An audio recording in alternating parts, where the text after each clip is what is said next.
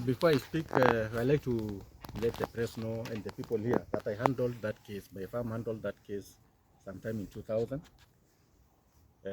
And corruption was involved from the time the title was created to today. There's been corruption. It has been a corruption galore all through. And maybe before I give my views, I think the lawyer can actually tell you what happened in this case, because you have heard that Tukinini has won the case severally. No. What was decided was whether a consent undertaken by the county government was actually correct and whether it was giving the land to Kunini. That is what has gone to the Supreme Court. And the Supreme Court actually decided that the consent which was under by the county government, by the county council, was not valid and it was fraudulent, and that the land was returned back to the county government. So maybe he can explain to you briefly before I say a few things. Okay, thank you so much.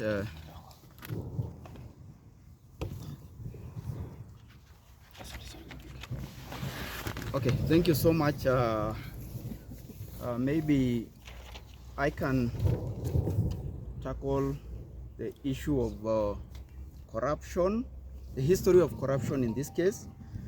And I would wish people to know that, as Hon.Kenta has said, as an advocate, he tackled this case around in the year around 2000.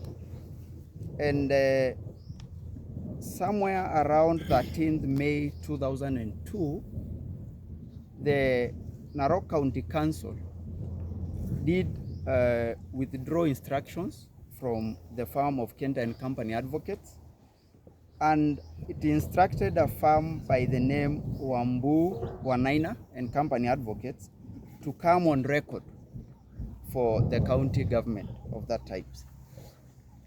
On the same day, the notice of change of advocate was filed.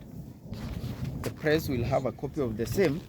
And on the same day, which is 13th of May 2002, indeed a consent was recorded.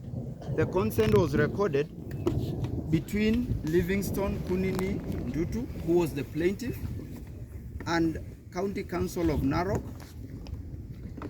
And indeed, that consent was filed in court on the same day. That consent enters judgment in favor of the plaintiff, who is Kunini, as against the first defendant, who is the county government. On that same consent, the defense and the counterclaim that the county council had filed was struck out. This was in the High Court around 2002. That is what went to the Court of Appeal, because it was appealed. The consent of now the county allowing Kunini Ndutu to take the land was appealed in the Court of Appeal. The Court of Appeal nullified, said no, this judgment was against public interest. This is a public interest matter and you cannot enter into a consent. The consent was nullified. They went again to the Supreme Court. No, the Court of Appeal. So they went again to the Supreme Court. The Supreme Court ruled that the said consent, that the Court of Appeal was right in nullifying the consent. So the Supreme Court that time said there cannot be a consent in a public interest litigation that the county government can enter into a consent to have 4,000 acres of land go to an individual. At that time, the Supreme Court ordered that because there is an ELC court established under the Constitution, this case be reverted to Narok for purposes of full hearing. Because what went to the Supreme Court was challenging of the consent in which the county government had allowed the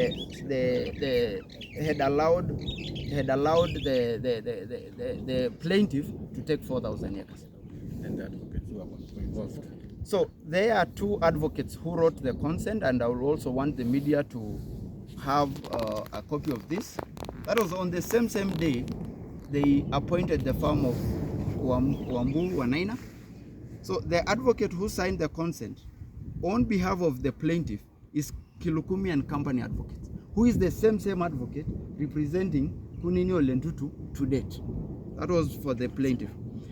The advocate who was representing the county at that time is called Wanaina and Company Advocates.